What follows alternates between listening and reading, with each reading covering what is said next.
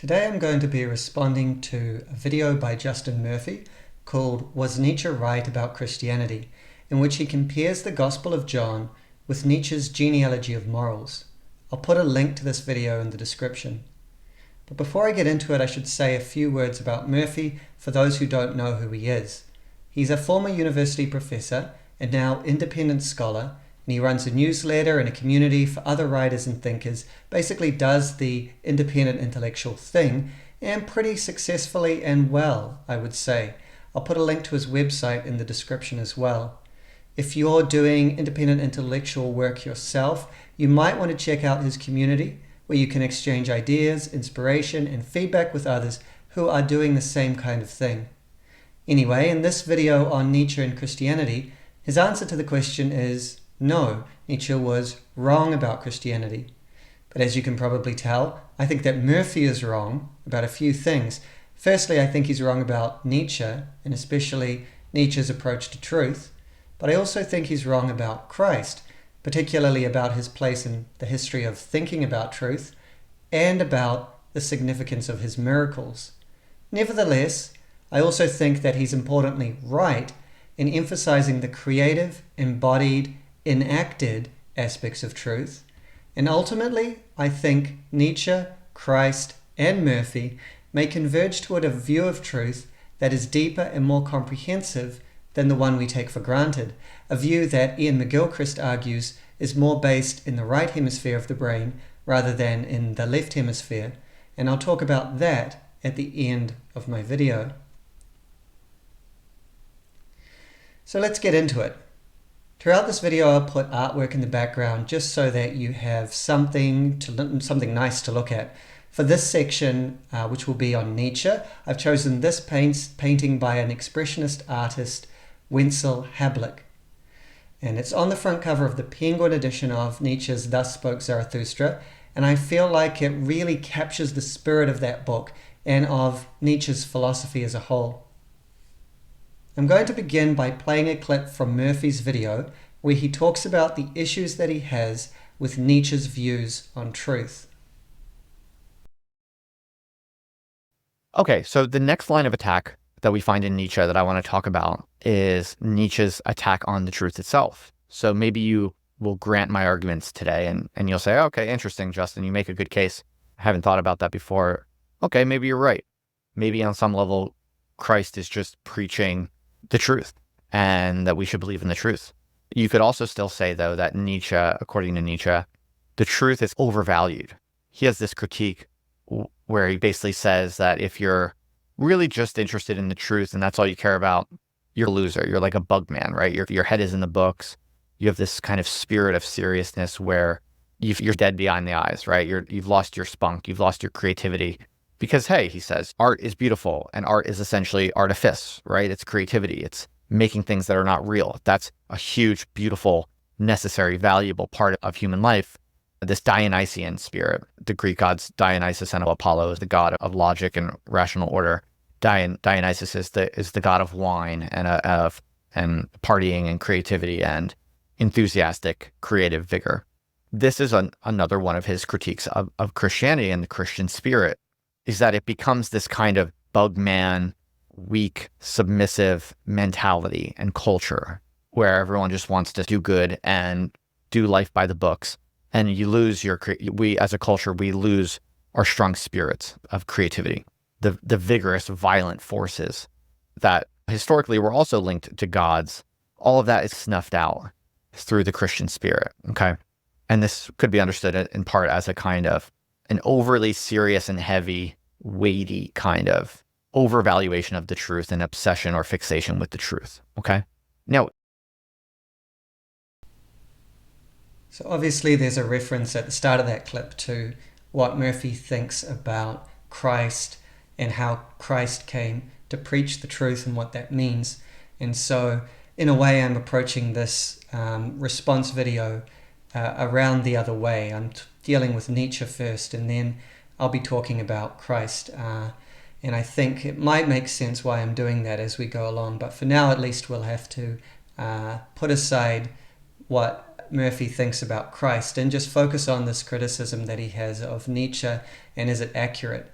So the main problem that Murphy talks about here is this issue of truth versus art, of this kind of serious, dull devotion to what's real versus this kind of creative, enthusiastic, expressive, artistic impulse which involves the unreal. I'm going to talk more directly about this problem of art versus truth toward the end of the video, but first I want to talk about what Nietzsche thinks of truth just by itself. So what is truth for Nietzsche? And I think the common everyday understanding of Nietzsche is that he's some kind of social constructionist, truth is just constructed by us, or some kind of relativist, truth is only relative, or maybe there's no such thing as truth at all. Now, to be clear, in this video, Murphy doesn't explicitly talk about Nietzsche's epistemology, so I'm not sure what Murphy thinks that Nietzsche's view of truth itself is. So this next part isn't necessarily like, it's not saying that Murphy's wrong about this, but it's something I'm going to talk about at some length because, firstly, it's a really interesting topic in itself, and further, it will illuminate and form a basis for then talking about how Nietzsche sees truth in relation to art. So what is Nietzsche's view on truth?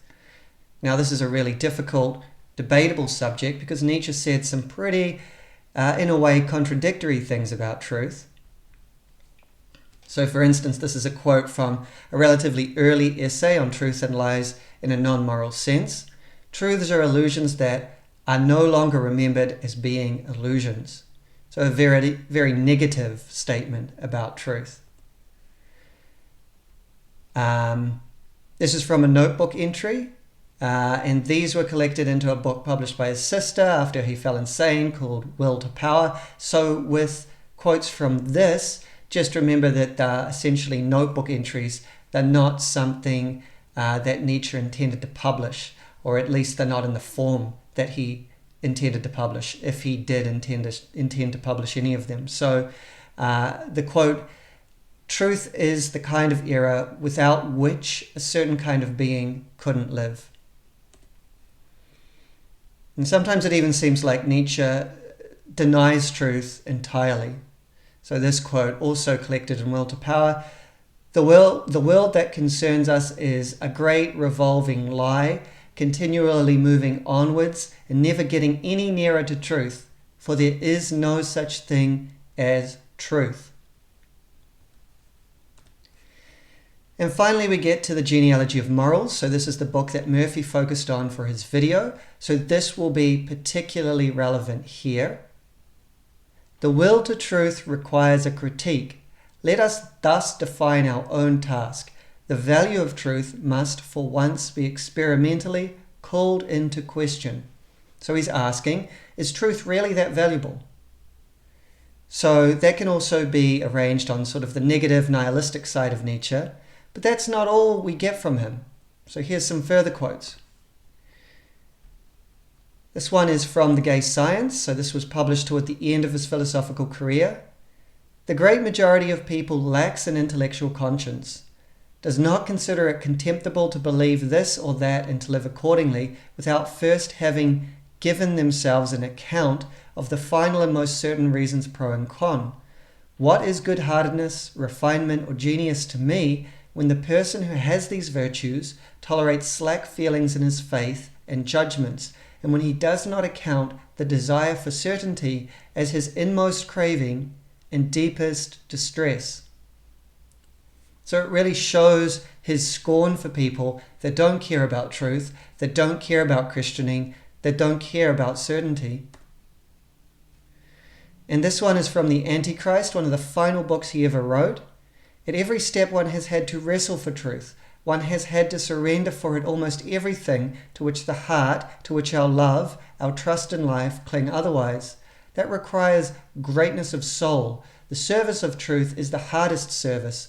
What does it mean, after all, to have integrity in matters of the spirit? That one is severe against one's heart, that one despises beautiful feelings, that one makes of every yes and no a matter of conscience. And so again, this is a Nietzsche that's very, very concerned about truth, to the extent that truth seems to be one of the most important things, if not the most important. And then finally from Ecce Homo, which is his autobiography essentially, written right at the very end of his sane life. How much truth can a certain mind endure? How much truth can it dare? These questions became for me ever more and more the actual test of values. Nitimur in vetitum, we strive for the forbidden. With this device my philosophy will one day be victorious, for that which has hitherto been most stringently forbidden is, without exception, truth. So again, truth seems immensely valuable.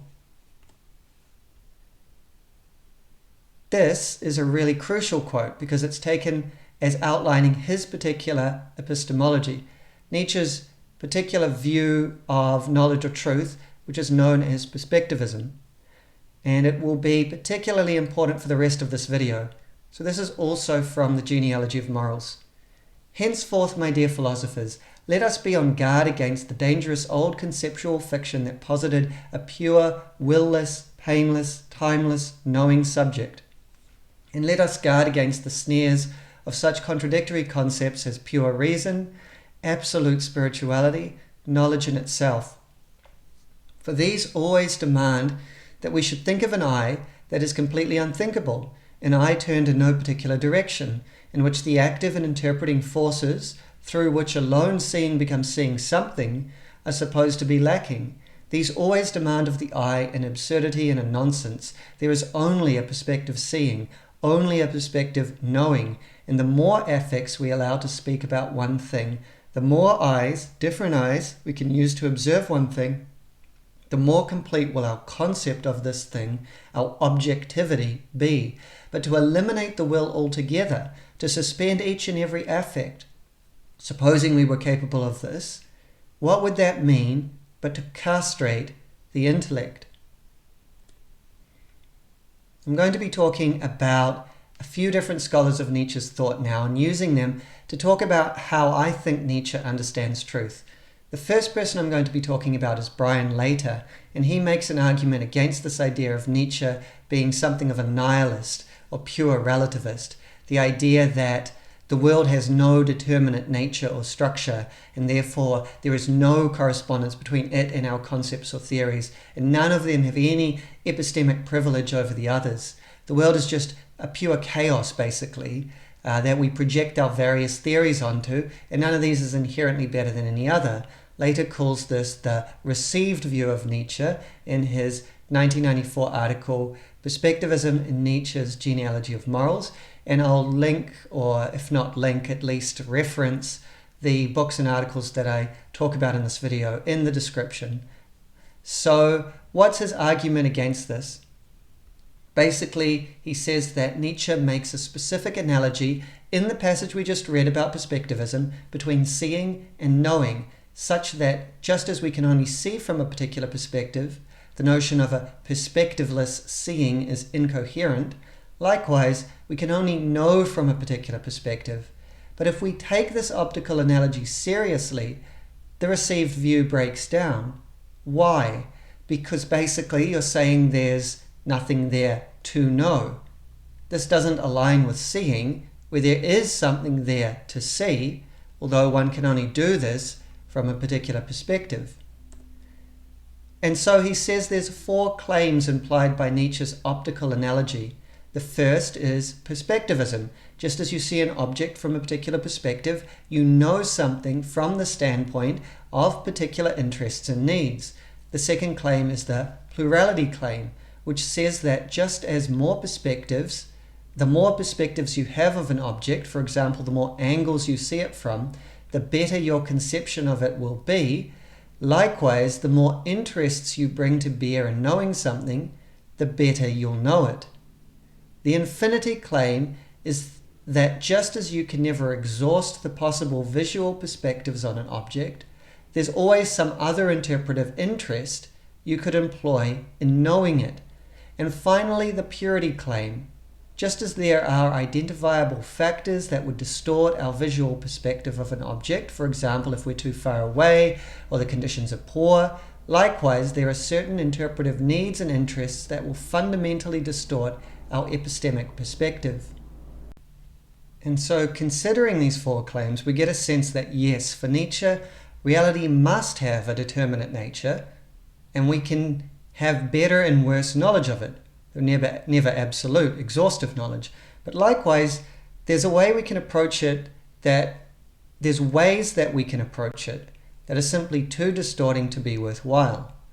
As Nietzsche says in that quote from Genealogy, the more affects we allow to speak about one thing, the more complete will our concept of this thing, our objectivity, be. The next scholar I'm going to talk about is John Richardson, and he wrote a book called Nietzsche's System, in which he has a whole section specifically on Nietzsche's view of truth. What Richardson does is he takes Nietzsche's perspectivism and he builds a theory of how you build up knowledge, how you can know more in a Nietzschean way, what exactly more versus less truth means in a Nietzschean sense. There's certainly something about our familiar notion of truth that Nietzsche's rejecting, and what he's rejecting is a kind of simple correspondence theory of truth where you've got a state in the subject or knower that reflects the known object. Basically, the idea in the mind of the subject matches the object. When they match, that's truth. And the idea in the knower is only really able to match the known when the knower is completely unbiased, not influenced in their thinking by any personal motivations. That this would be objective truth. That's the common and relatively simplistic notion of truth as correspondence, but Nietzsche denies this because the nature of the subject and the nature of the object are both such that this isn't possible, because for Nietzsche, both of these are composed of wills to power. The knower is necessarily interested, motivated, and the object to be known is inherently contextual, defined by relations with other objects, and temporal, is a becoming rather than a static being. The way Richardson puts it is this: the knower can't match and the world can't be matched. Now, this isn't to say that the world is pure, incomprehensible chaos. We've already seen that that's not Nietzsche's view. But neither is it a world of Platonic forms or a world shaped out of Platonic forms. Neither subjects nor objects are pure, static, or self-subsistent. And so that's the kind of theory of truth that Nietzsche definitely does reject. But Richardson suggests that Nietzsche has a more sophisticated kind of theory that you could also call broadly a correspondence theory of truth. You could also consider it a correspondence theory. There is a certain mirroring of the knower and the known, not the mirroring of forms or static essences, but the mirroring of wills to power that I just talked about.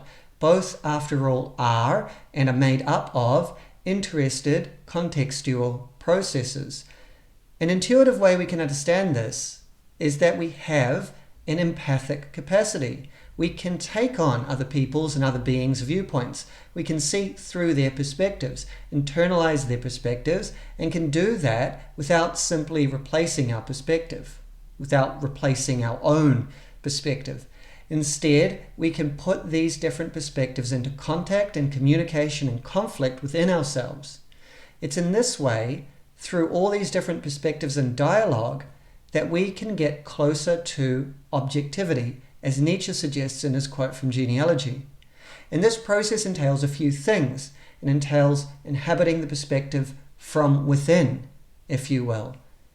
So inhabiting the other's perspective from within, but it also means seeing it from without, from multiple other perspectives.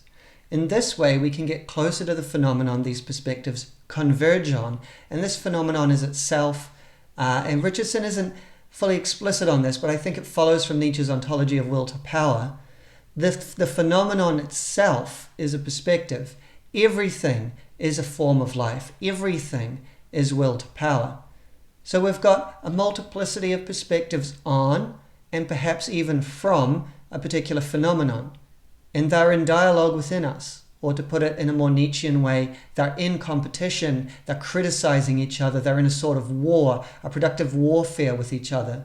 And what's really fascinating about this is that because each of these wills is contextual, to understand each one of them, you have to understand, at least to some degree, a whole bunch of others as well. So Richardson notes that this has this tendency to become exponential, to increase exponentially as you need to bring in more and more perspectives into your consideration of a phenomenon. And I think one thing that is really interesting about it is that it's very embodied.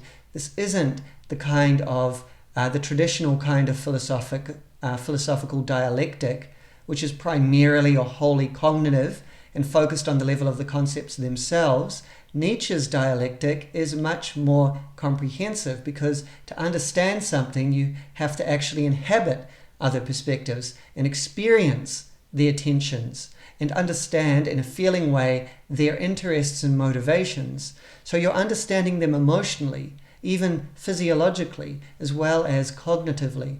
You're sensing where they're coming from and where they're going.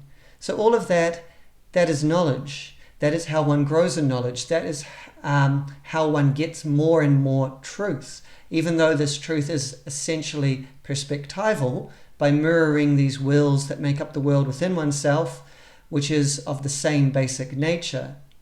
This is, as Richardson says, a conception of truth as correspondence that is still deeply perspectivist. And he uses a couple of other interesting phrases about this.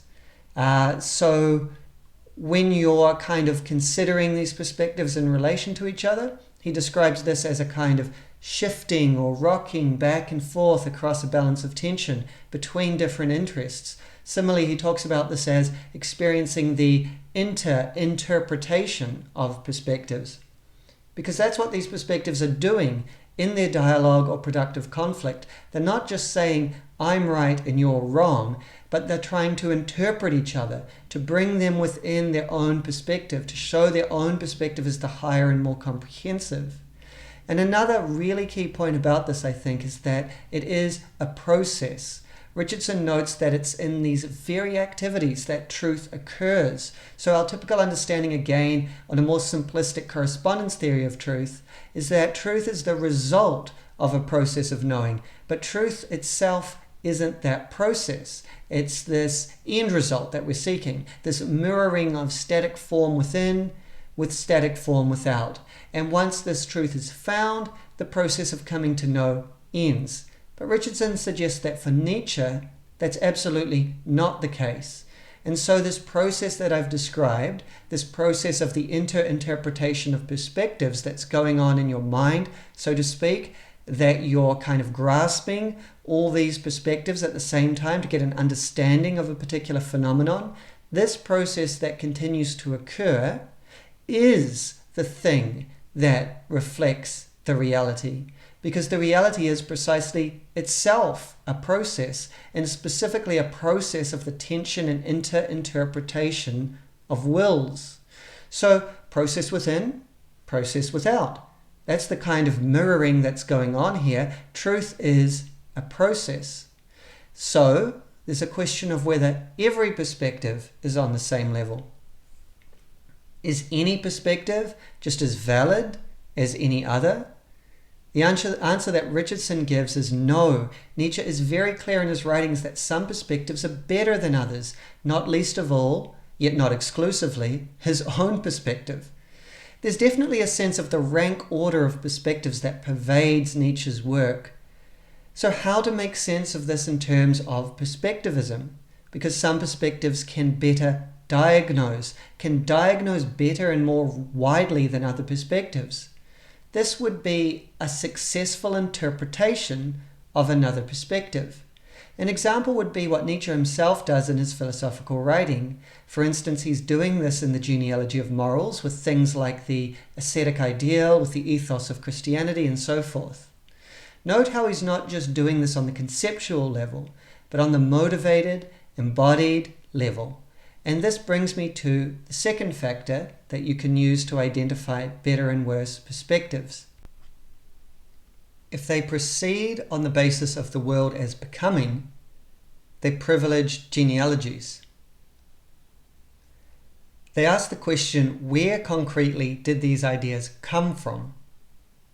Because ideas always come from particular wills, and these want particular things and are situated in particular ways, so to critique, for example, something like the ascetic ideal is not just to talk about it as a concept, but where it came from, What kind of people came up with it and why? Now, interestingly, when interested perspectives do this to each other, that doesn't mean they just reduce the other to nothing, absolutely explain every aspect of it, but it does mean that there's a relative rank implied here. The one that can better diagnose is better, closer to truth.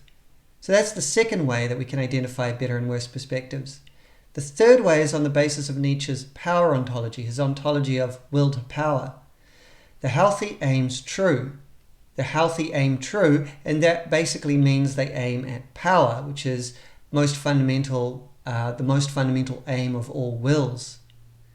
So all perspectives are motivated, but some are more, let's say, honestly or directly or healthily motivated. They know what they want. Other wills still ultimately want power, because for Nietzsche that's the nature of reality itself, but they have to lie to themselves about this. There's less honesty, more deception of self and others. This is Nietzsche's diagnosis of various forms of ressentiment. And this, by the way, just as an aside, is the main criticism of Christianity that Nietzsche makes in the Genealogy of Morals, that it's a religion of resentment. And the approach that Murphy takes in his video is to sort of talk about truth and talk about what Jesus' view of truth is. He talks about Nietzsche's main argument against Christianity is actually, Christians are just completely subservient to some higher being, and that this being is a megalomaniac, etc. And Murphy wants to show that Christ preached truth rather than subservience. But in doing this, Murphy neglects Nietzsche's real, his ingenious and original argument about the ideals of Christianity stemming from resentment, because the whole thing about Christians being unthinking and subservient, that was a very old argument by the time of Nietzsche. So back to this third point about how we can have better and worse perspectives, or tell which are better and worse. We know a perspective is better if it knows what it's about, if it knows what it's up to, and if it's able to just forthrightly be like, yes, I'm a will to power. In humans, this is the noble type. And because they're most honest, less involved in deception, or they're more honest, they're less involved in deception, they have an epistemic privilege in relation to those who are. But of course, to the extent that they can't comprehend the weak, the ignoble, and the resentful wills, they're also lacking. Nietzsche also makes this clear in Genealogy. The ideal situation is a noble perspective that experientially knows and comprehends within itself the low perspective as well. So we've almost covered Richardson on perspectivism, but I think there's a couple of interesting points he makes that I just want to touch on before I move on. So he sees Nietzsche's will to truth as ultimately mastering his other drives. And I think that's actually a very good and astute reading of Nietzsche. Think of those quotes in favor of truth that I read at the start of this video. Nietzsche's will to truth uses his other drives. He sees through them, each as a means to knowledge, because knowledge is necessarily motivated. And in using them all, and in the right way, the right tension and relationship, he attains a certain dynamic truth, a certain correspondence with reality, and likewise with any of us. I think Nietzsche doesn't say this explicitly, and does explicitly question the value of truth, because he knows only the philosopher is noble enough for this endeavor. Because if you're still slavishly subservient to the ideal of truth, if you haven't realized the will to truth as your own highest, most passionate will, then it's actually a very different thing, and there's a very different psychology in play. It's a very different phenomenon. And then the final thing I wanted to mention when we're talking about Richardson is that this subordination of one's drives to the will to truth is, in a sense, a kind of intensified asceticism. And you can actually see this in the Genealogy of Morals in the third part of the book. Nietzsche is very ambivalent about asceticism. In some ways it's very bad, but in others it can be incredibly good. And the Nietzschean lover of wisdom exercises asceticism on himself because he doesn't let his drives dominate him, doesn't simply submit to them and go where they want to go, but at the same time he lets himself experience them, see through them, suffer their yearning and their tensions with all the other wills within him. And this is a kind of self-cruelty. but it's also the opposite, because it does acknowledge these drives, their necessity, their goodness. Apart from their intrinsic goodness, they conduce to the philosopher's greatest project, to know reality better. Just as we are grateful to our eyes and all they physically depend upon for our ability to see, so the philosopher is grateful to his drives.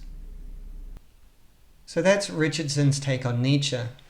I'm now going to shift to a deeper, or you could say more transcendent level. And this is going to focus on a scholar named Ted Sadler. And he wrote a book called Nietzsche, Truth and Redemption, Critique of the Postmodernist Nietzsche. And I thought it was an absolutely fascinating book, as well as a provocative book. Because basically what Sadler argues is that Nietzsche does believe in absolute truth. But before I get into this, I think the key to this is that he's using truth in a very specific way. He's not talking about a rational, conceptual, linguistic truth, but something intuitive and existential, a relation of one's whole being to being itself. So this is not just a perspective. It couldn't be just one perspective among others, but it's something more fundamental than that. So what is this truth about? Well, I've used the word being, but Nietzsche was very reluctant to use that word and criticized it because it was so caught up with a particular logical, linguistic way of thinking about reality. The words Nietzsche prefers are becoming, the world, or life.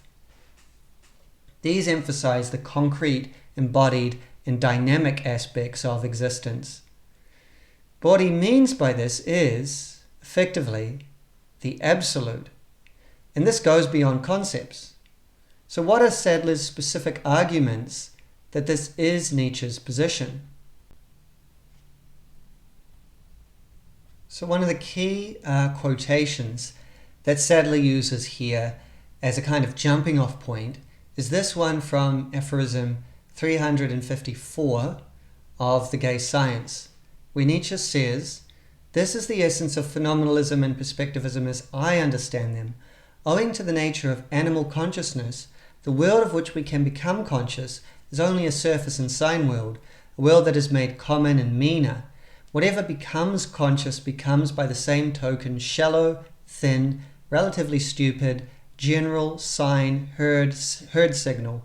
All becoming conscious involves a great and thorough corruption, falsification, reduction to superficialities, and generalization. We simply lack any organ for knowledge, for truth. We know, or believe we imagine, just as much as may be useful in the interests of the human herd, the species." But the key part of this is the emphasis on consciousness. Elsewhere, Nietzsche explains that consciousness and communication are intertwined, and consciousness basically exists because of the need for communication. And communication occurs via words, via concepts, which can be shared between people. So both know what each other is talking about. But these words and concepts are necessarily shallow because they group things together, they simplify so that communication is possible.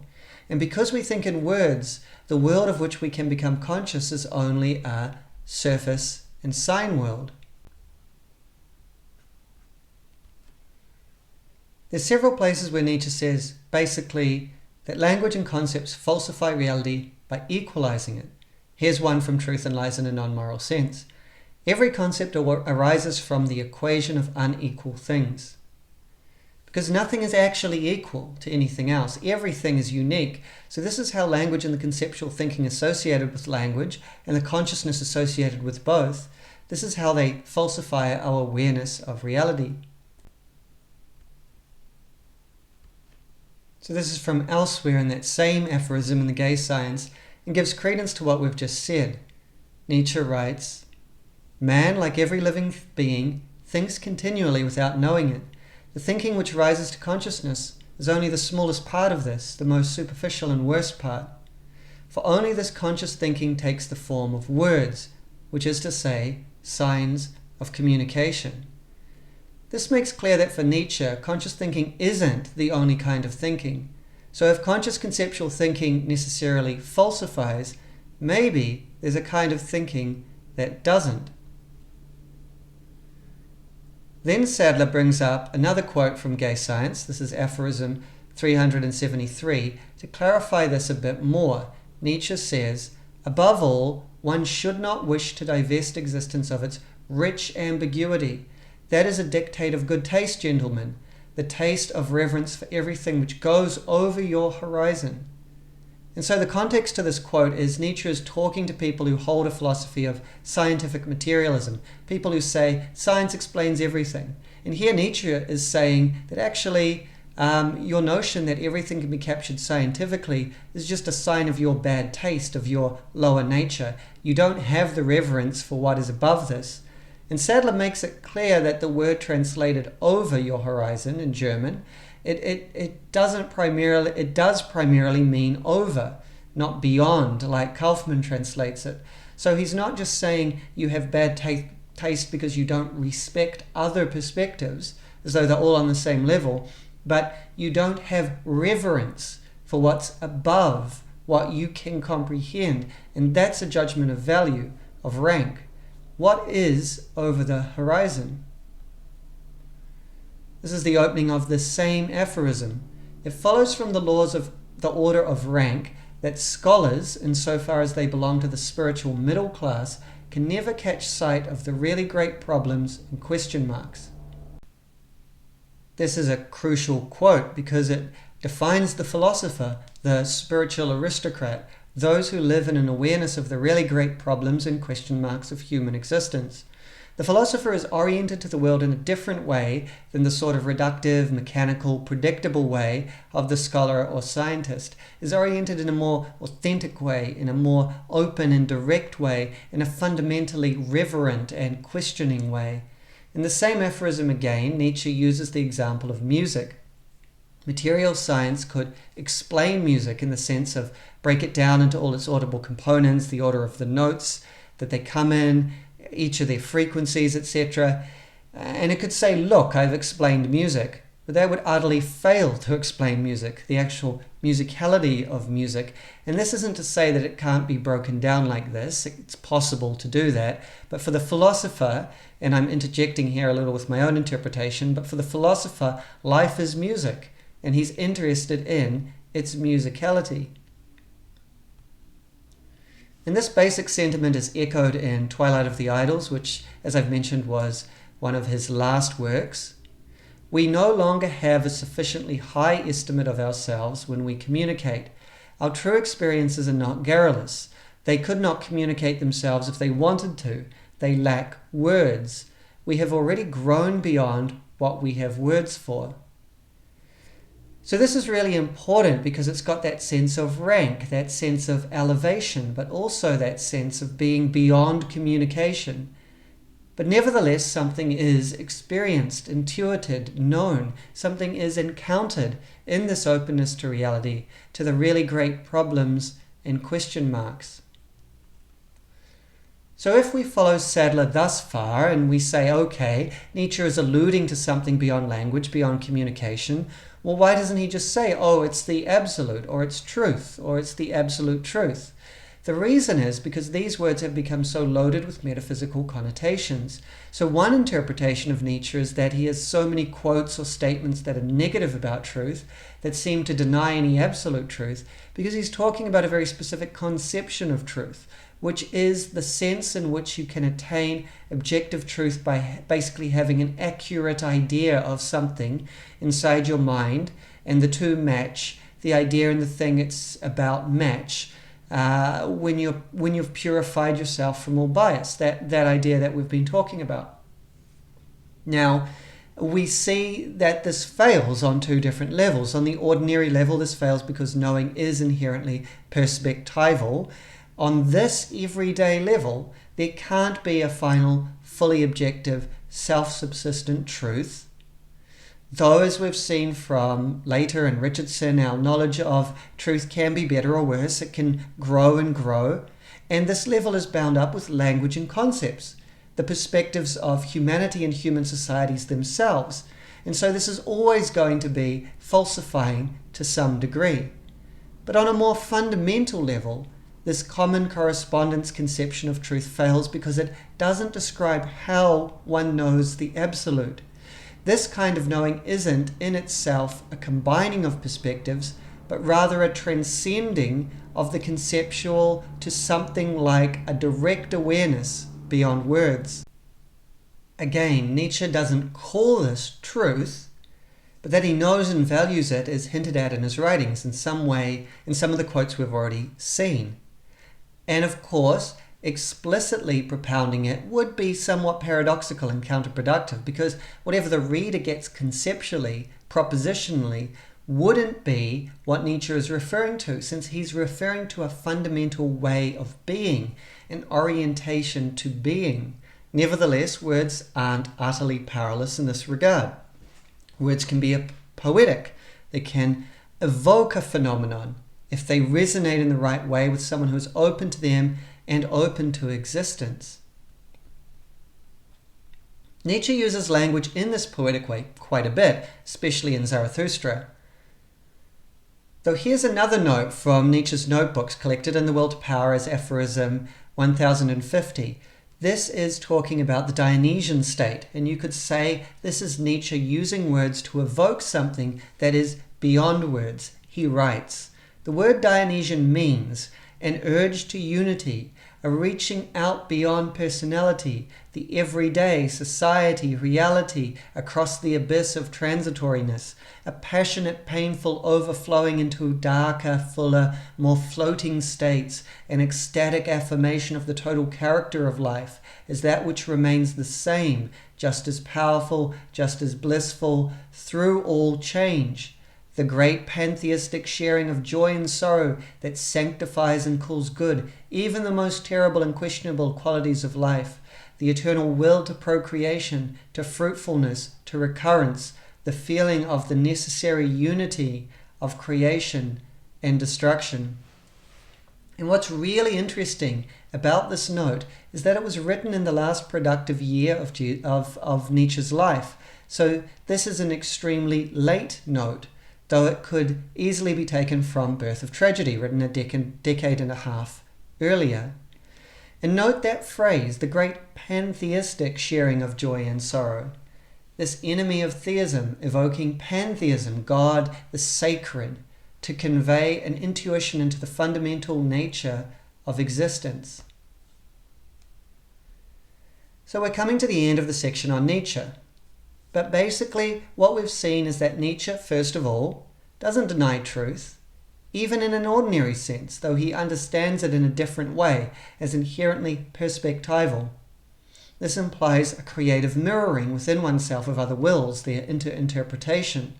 But on a deeper level, he doesn't even deny absolute truth. It's just that absolute truth is disclosed in an existential orientation to being, involving the whole person, and is above and beyond all concepts and language.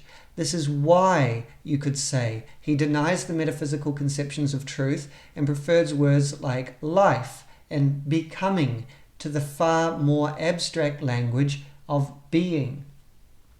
And so, hopefully it's clear that Nietzsche wasn't in rebellion against truth, which is what Murphy alleges at one point in his video, that he was in sinful rebellion against the truth. On closer inspection, that doesn't seem to be the case. But nevertheless, what do we make of his apparent preference for art over truth? This is something I'll still have to leave for the end of the video, where we can see not only how the resolution of this problem resonates with Murphy's view, but also with Christ. So before we go on, I do briefly want to mention some other ways that Murphy is wrong about Nietzsche. So I'll play a clip first, and then I'll talk about it. And look at the case of Nietzsche himself. Now, without a doubt, he's a brilliant, fascinating thinker and writer, and he was hugely influential for the long term. He's the real deal as a philosopher, obviously, no doubt about that. But his life did not work out very well. And that is fair data, okay, to bring into an evaluation of what ideas are most true and most reliable, I think. And so also, it's not obvious at all that Nietzsche's ideas have been good for the world. He's a brilliant guy, and I've always loved reading his texts because they're so interesting and exciting and provocative. So I'm not condemning him. I'm just saying the jury is still out on who produced better results. Jesus Christ or Nietzsche, right? So that's an open question. That's a whole other lecture or debate. But my point is just that Nietzsche's life did not work out very well. I think when you look at his biography, there's actually a lot of evidence that he himself was quite plagued with resentment of his own. He was envious of Richard Wagner and his wife. And there's lots of stories I could tell. That's a whole other lecture, as I said. But I think there's a very good case to be made that, in fact, it is submission to the truth that makes true, flourishing human freedom possible. And that I think Nietzsche's sort of Dionysian, Zarathustrian ethos and spirit of art and creativity it's fun, it's cool, it's really interesting and exciting to read. But in a way, I think he's probably exploiting his own Christian inheritance, which he wants to act like he doesn't have any of that. But his kind of highly educated, creative powers as a 19th century European intellectual are themselves only really possible on the basis of this grand West European kind of Christian inheritance. I think his father was, of course, famously a Lutheran pastor. And there's a few things I want to respond to here. So first of all, the notion that Nietzsche's life didn't work out well. Well, it depends. What kind of life did he want to have, and did he have it? It seems based on all the evidence that he pretty much wanted to be a philosopher and to dedicate all his time and energy to this, asking these fundamental questions, writing books, and most importantly, being independent and essentially on the outside in a major way. Nietzsche literally was an independent scholar, an independent philosopher, and that's what makes Murphy's criticism of him so strange, because that seems to be precisely what Murphy values. Now, did he have a pleasant life? A nice life that was pleasant and comfortable? No. But I think he'd be the first to say that it doesn't matter at all. It's just not what he was interested in. And then Murphy goes on to talk about his influence and admits that he's had a tremendous influence and that his work is interesting, exciting, provocative, noting that he is the real deal as a philosopher. And so again, would Nietzsche have wanted this, have rejoiced in this? Absolutely. So would he have considered his life successful based on how he actually lived it and on the influence he's had after it? It seems to me, absolutely, yes. Murphy then brings in Jesus and compares Nietzsche with Jesus. Has Nietzsche had as much influence as Jesus Christ? Well, no. But then, how many people have? Has anyone? If you're defining life working out well as being at least as influential as Jesus, then everyone's life is a failure. But that's an absurd standard, it's an absurd comparison. And besides, as Murphy notes, Christ's influence has had a lot longer to grow. Now, maybe when Murphy says that Nietzsche's life hasn't worked out well, what he means is that he went mad, that he fell insane. And this is certainly true in that it happened, and it's a terrible thing to happen to someone. But was it the result of Nietzsche's philosophy? Well, let's just think about this for a moment. First of all, we know he had all these physiological, neurological symptoms throughout his life that just kept getting worse, these migraines, the deterioration of his eyesight. And secondly, his father, who was a Lutheran pastor, as Murphy mentioned, he also had similar symptoms and collapsed and died by the age of 35, basically out of his mind. It was diagnosed as softening of the brain, which was the sort of medical language at the time. So it's at least likely that Nietzsche had something similar to his father, and his madness was brought on by physical causes. Or did his father's Christianity cause his father's madness? Well, for Nietzsche, Nietzsche's Nietzscheanism caused it. You could actually make the opposite argument. You could say that Nietzsche's philosophy kept him sane for as long as possible, kept him active, alert, engaged, thinking, striving, questioning, affirming life. To me, that's at least as plausible as the other position. And the second point that Murphy brought up was that Nietzsche suffered from envy and resentment. And I think that Nietzsche would freely admit this because Nietzsche was, after all, a human being. He wasn't claiming to completely transcend the human condition. He wasn't claiming to be divine. At least while he remained sane, he wasn't. And there's some evidence for this self-awareness. So this is what he says in Ecce Homo. So this again being his autobiography at the very end of his sane life. Apart from the fact that I am a decadent, I am also the opposite of it. So decadent is not an especially positive term in Nietzsche, and it's closely aligned with resentment or resentful. So the fact that Nietzsche is just open about the fact that he is a decadent suggests that he recognizes the negative parts of himself, including, presumably, the resentful, the envious. But he thinks that actually this is somewhat of a benefit. It's the way that he responds to it that matters. That's why he's also the opposite of it.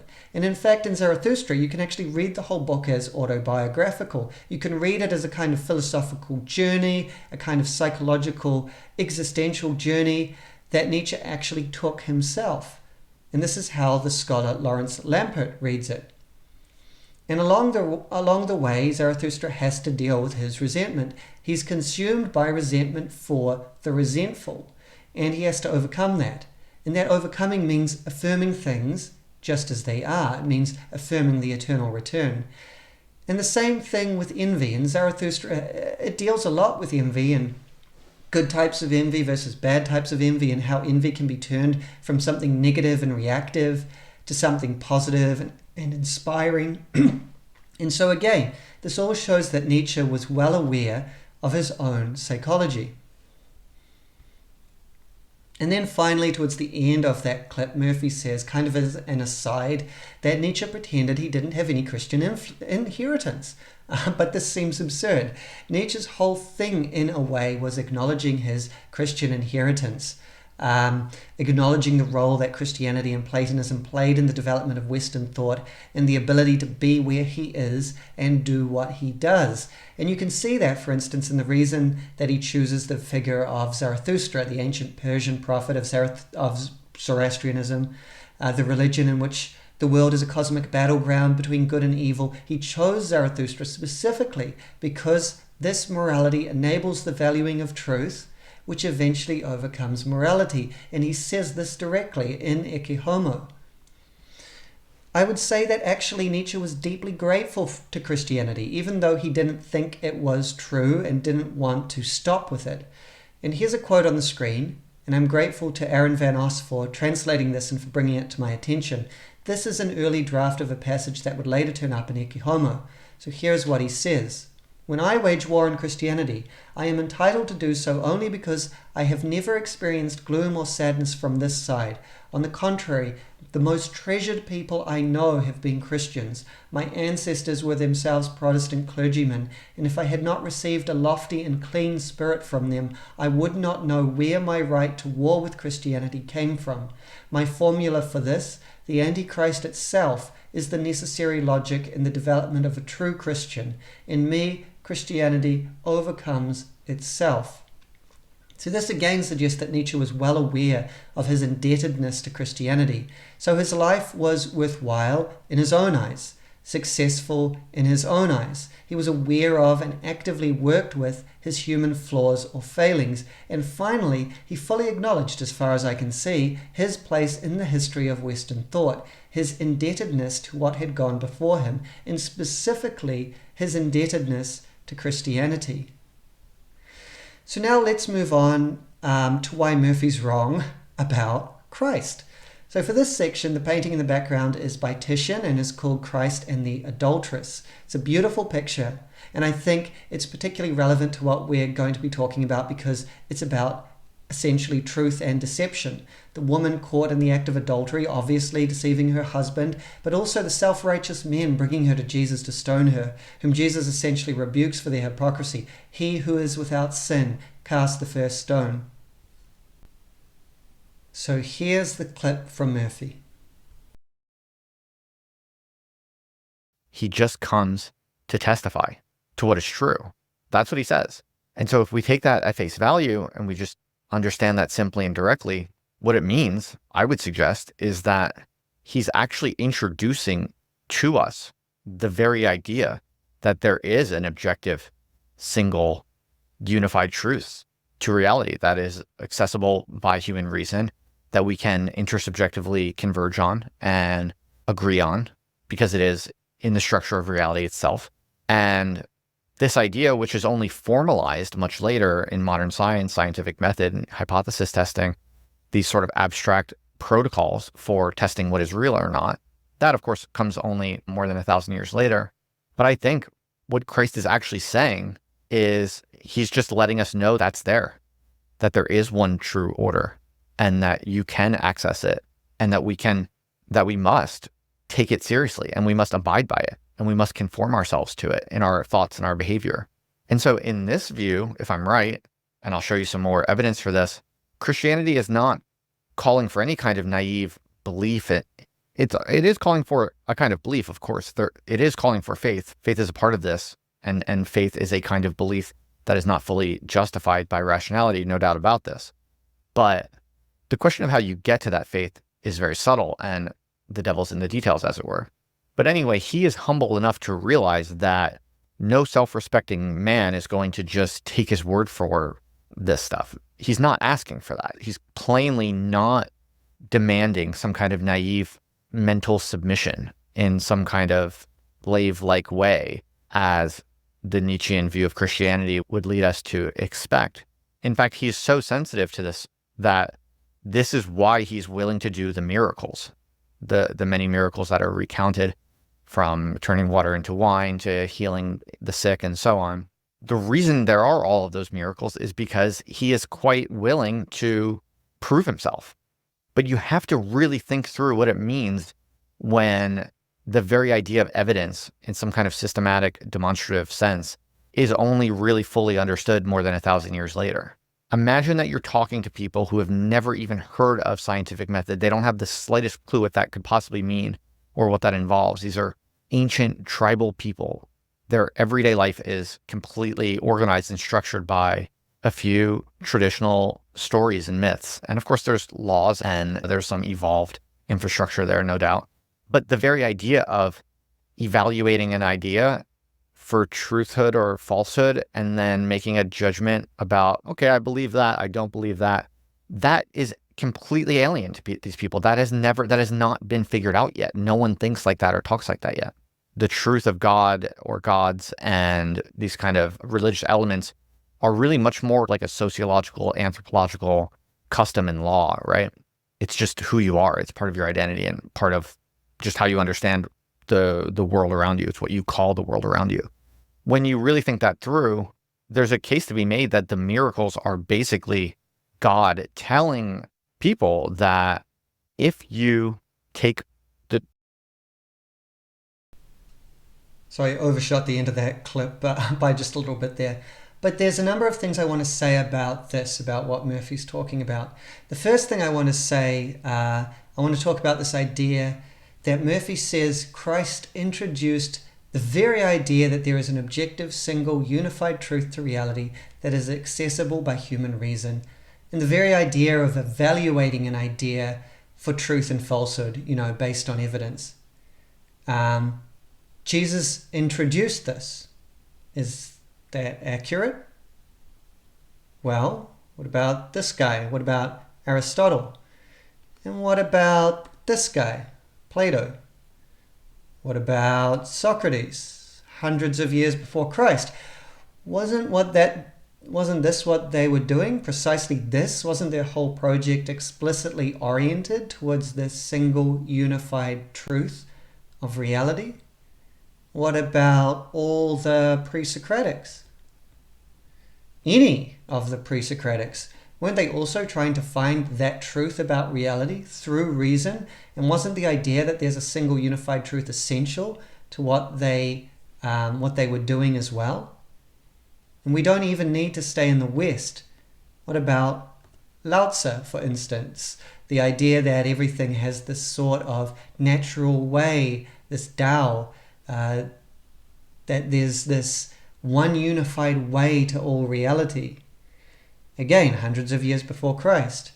We could go to the ancient rishis of India, hundreds, perhaps thousands of years before Christ, who believed in and had an intuitive experience of and rationally argued for one single truth, one single order of the universe, and at the foundation of that, one absolute being that grounded all of existence. Well, what about just the original Zarathustra, the Persian prophet that Nietzsche based his character on?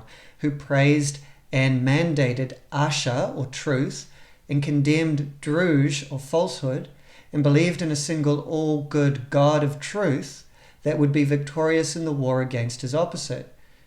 Zarathustra was at least, again, several hundred years before Christ, though modern scholars tend to place him in the second millennium before Christ. So this idea of there being one single absolute truth is not new with Christ. It's been around a long time, and it's been all over the world. And I'm skeptical of what he's saying as well, just about ordinary people.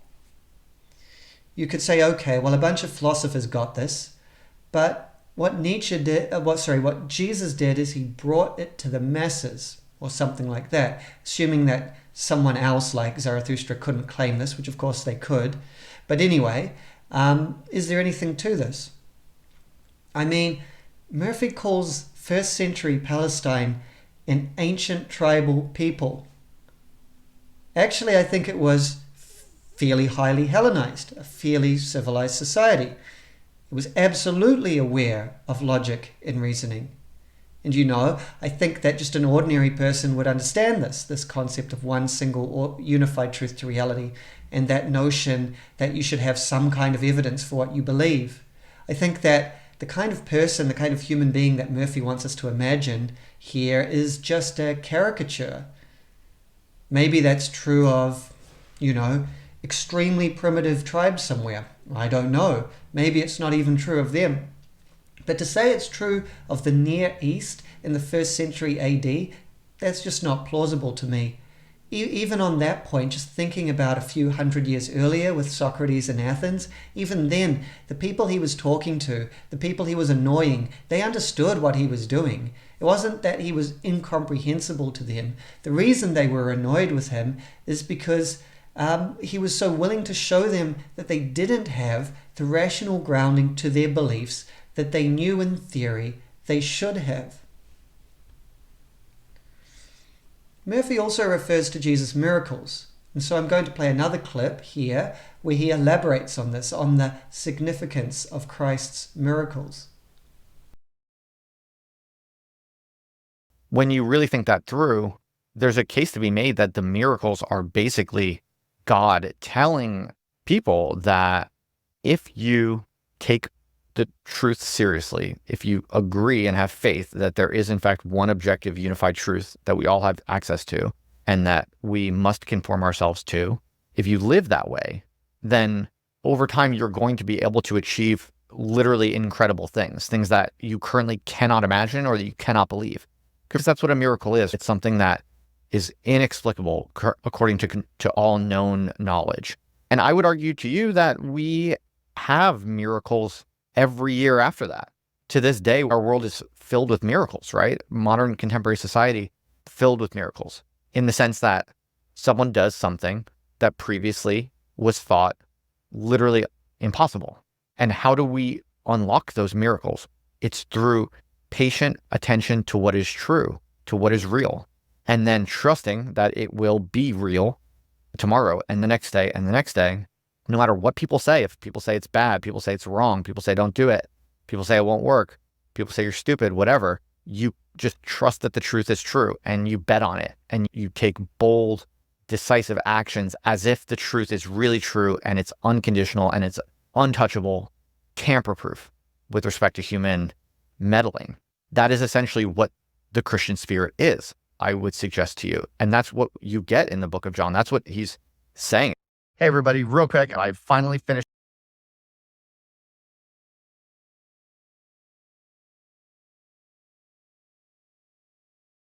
I think. So someone like Elon Musk, right? Think about reusable rockets. Think about the idea of sending a rocket into space and then it coming back down. To the pre-modern mind, this is literally a miracle, right? It's parting the heavens. You might even say it's impossible to believe until it's done. And the only way that someone like Elon Musk is able to do that is by paying very close attention to what is real and then betting on it.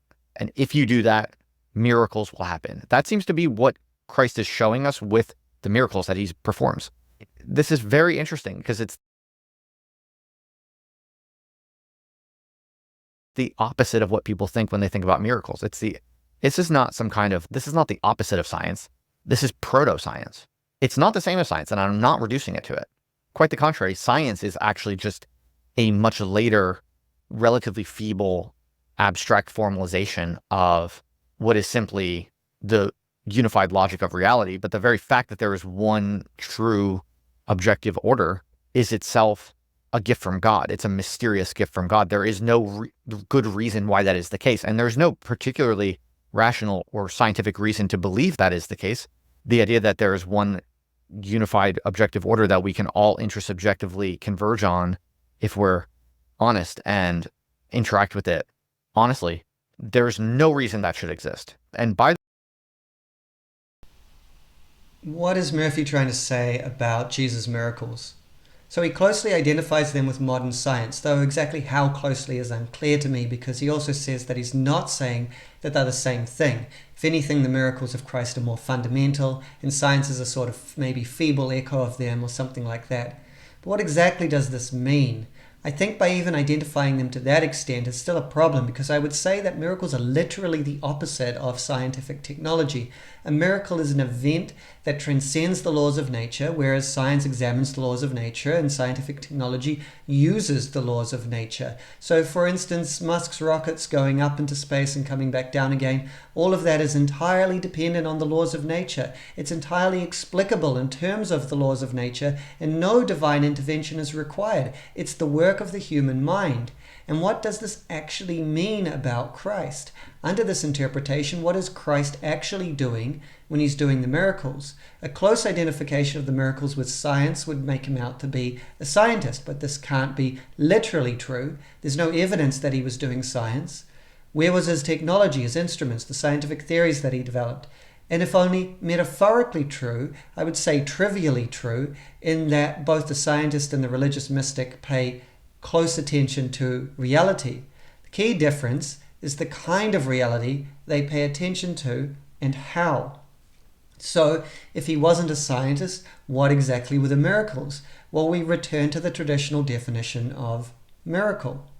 Finally, this kind of identification of Christ's miracles with scientific technology, I would say, is arguably blasphemous. It's arguably anti-Christian. Elsewhere in his video, Murphy compares Jesus turning water into wine with modern synthetic food technology. But again, just listening to that, isn't that blasphemous? Isn't there a momentous difference between Jesus transforming water into wine by the sort of grace and power of God and modern scientists synthesizing food? Isn't the manner and significance of these two acts almost opposite? The one kind of act occurs by the grace of God in response to purity, submission, devotion. The other occurs by the cleverness of the human mind as an act of practical mastery over a world it has intellectually mastered. The latter seems to partake more in the logic of the Tower of Babel or the great beast of the apocalypse than of Christ.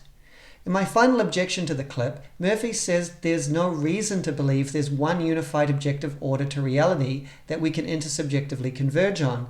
That this idea, it was almost miraculous that it came down. We could never have arrived on it on our own. But I don't see this at all. I would say there's abundant reason to believe it. For instance, there's one world that we all live in. We all share the same world. All these different beings that we interact with, they inhabit the same world. And this world has predictable patterns. That suggests a kind of unifying coherence. And we can recognize these patterns even before we have formal scientific method. And we can communicate with each other. We're intelligible to each other. So all of this suggests a kind of overarching unity. That all suggests there is a basic fundamental truth, a single unifying truth to reality. All of this is there already, and so I don't see how we can say that we could never have thought of this ourselves.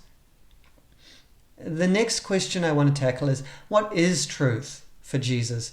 I think it's a bit more complex than Murphy makes out, though I grant that he does emphasize that truth is also something you do. So it's a bit more embodied in that way. But overall, the way he frames it is more rational and in line with the traditional rational correspondence conception. It makes Jesus look something like an analytic philosopher, if not a scientist. So what is the way Jesus actually thinks about truth? Or at least, how does the writer of the Gospel of John approach the concept? John being the Gospel that the word occurs the most in, and being the focus of Murphy's video. So I've done a search in Bible Gateway, and it's given me 21 verses in which it occurs. It says 23 here because there are two are section titles which aren't in the actual text. So let's see how this word is used. So in the first couple of quotations, you have the Word became flesh and dwelt among us, and we have seen his glory as of the only Son from the Father, full of grace and truth. And then again, a couple of verses later, the law is given by Moses, grace and truth came through Jesus Christ. So here, first of all, we have grace allied with truth. We have the sense of coming down, coming to us, coming from God the Father, revealing the Father in himself. This is a consistent theme throughout John as well, of course, is that Jesus reveals the Father. And so truth here is something akin to manifestation, revelation, or reflection. Now, if we go down a bit, we see a couple of references to spirit and truth. The hour is coming when the true worshippers will worship the Father in spirit and truth, for the Father is seeking such people to worship him. God is spirit, and those who worship him must worship in spirit and truth. So here, the sense is authenticity, wholeheartedness, depth, as well as inwardness. This is what God requires of people, not just the outward observance of rituals and regulations. So truth and spirit, in that sense, are deeply intertwined. What God wants here is a full orientation of your entire being in a certain way, and a full authenticity and sincerity of your being. So we'll scroll on a little bit. So here's that famous quotation. You will know the truth, and the truth will set you free. So there's a sense in which truth has a liberating aspect to it. So it's not just purely abstract. It has existential consequences. And then this one talks about the devil being the father of lies.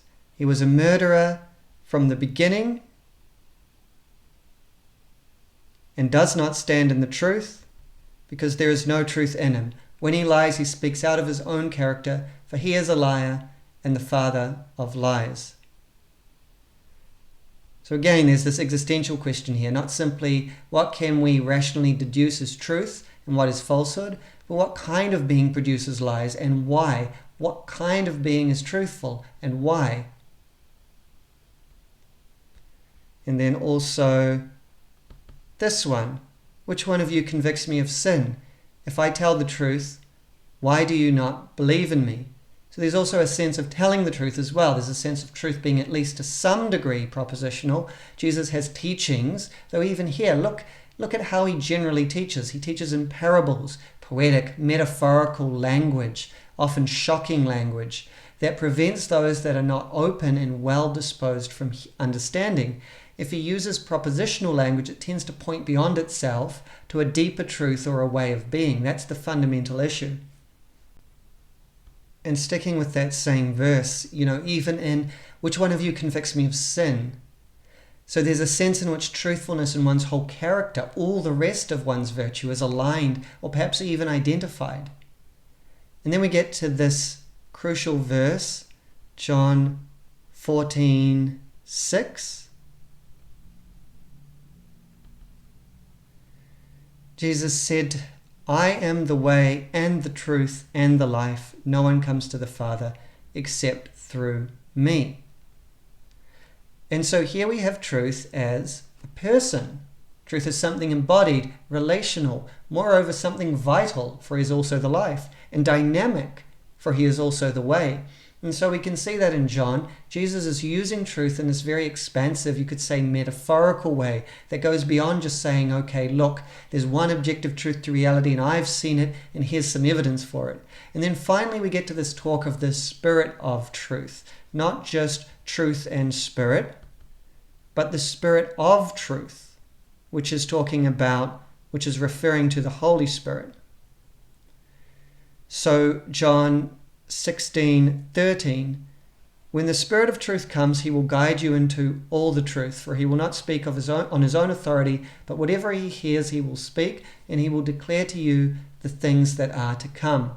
So just like Jesus is manifesting the Father, manifesting God or the Absolute himself, the Spirit that is going to come and dwell in the disciples is going to do this as well. And what is the Spirit? Living, dynamic, powerful, unpredictable, creative, something that takes possession of you. We're not talking about simply some rational phenomenon here. Now, if we go down to John 17:17, sanctify them in the truth. Your word is truth.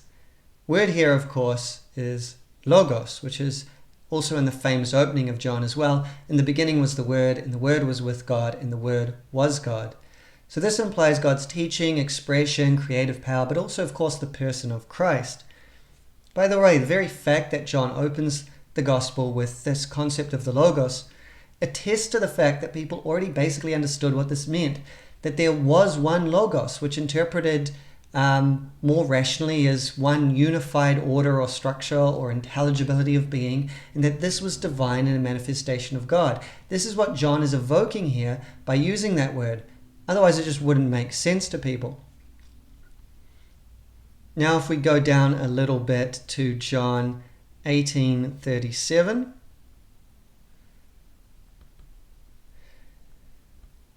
this is where Jesus is talking with Pilate, and he says, "For this purpose I was born, and for this purpose I came into the world, to bear witness to the truth.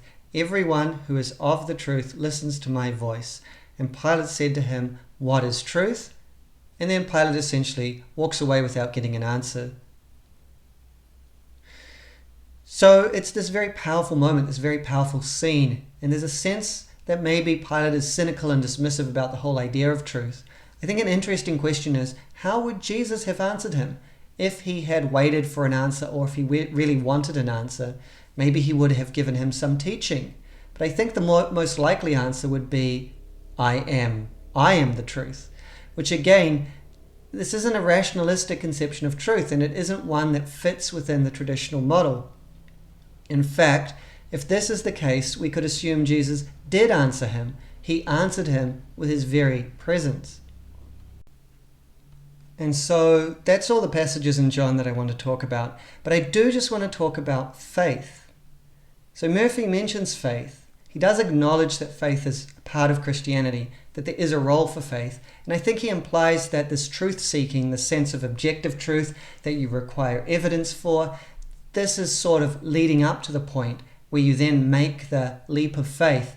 This is how I interpret what he's saying anyway, that you need to be able to be rationally justified in making this particular leap, even though the leap itself necessarily goes beyond rational justification. So interestingly, at least in the ESV translation, the word faith doesn't occur at all in John. But John is very much a gospel that prefers the language of truth to the language of faith. But if you search the word faith in the other Gospels, the Synoptic Gospels, you get 19 results for Matthew, 7 results for Mark, and 18 results for Luke. Conversely, when you search the word truth in the Synoptics, you only get 1 result for each of those Gospels. Nevertheless, I still think you see the importance of faith in John. For instance, this is the famous verse, "For God so loved the world that he gave his only Son, that whoever believes in him should not perish but have eternal life." So that whoever believes in him, I would say that this is talking about faith, about fidelity. It's not saying whoever knows him, whoever rationally recognizes him, whoever demands and obtains the necessary evidence to conclude that he is the Son of God, but whoever believes in him. And so this theme is also present in John. And this theme is at the heart of Christianity, perhaps its central teaching. And so the reason I'm pointing this out, this is important because it is a key part of Jesus' message and his mission, and this is what is distinctive about it. I would say that the idea of there being a single, unified, objective truth reality, this is the background. This makes it possible. But it's not something Jesus brings to humanity. It's already there. What he brings is the transformative and saving power of faith, closely allied with, absolute love of God, devotional love of God, and loving service to one's neighbor. And where the Gospel of John uses the word truth, I think it's more directly referring to Jesus as the object of that faith and to the living quality of that faith than it is to the notion that there is sort of one truth, that although that is there too, it's also there in the background. So there's actually, I think, a lot of resonance that this view of truth has with Nietzsche's view. For the writer of John, and presumably for Christ, truth is personal, relational, embodied, enacted, vital, dynamic, creative, entwined with one's character. And I would also argue that to the extent that that the truth of Jesus or Jesus' teaching, Jesus' message is expressed in language, it is clearly also perspectival. It is clearly from a specific perspective, shaped by a certain language and certain interests. Although maybe if we're not Nietzscheans, we don't need to reduce those interests simply to will to power, or at least will to power understood in any kind of simplistic sense. But nonetheless, he's motivated by certain interests. And he has a particular perspective as a first century Second Temple Jewish man.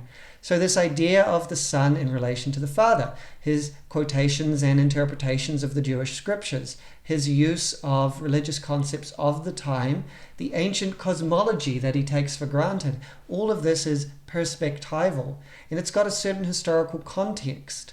And I'm not denigrating it by pointing this out because I'm not implying that one can overcome all perspectives, at least when it comes to specific articulable propositions and teachings. But Jesus is nested within a particular social milieu with all of its specific questions and conflicts and alliances. He necessarily engages with political problems and conflicts. He has a specific role of teacher, although maybe a somewhat unorthodox or unauthorized teacher, but a teacher nonetheless. So all of this stuff is going on, and that gives his teaching a perspectival character. We could take other perspectives on Jesus and on the absolute truth to which he bears witness from other times and places.